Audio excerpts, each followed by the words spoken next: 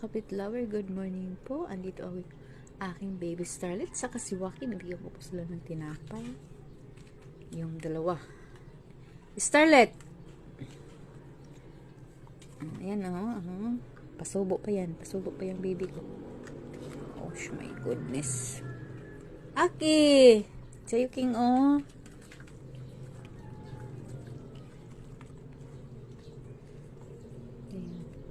Yan ang aking mga baby. Ito muna si ate. Si ate Talit.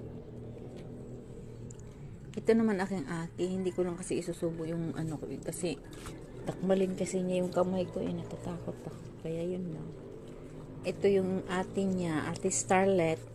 Yan Social yan pag kumain. Ito naman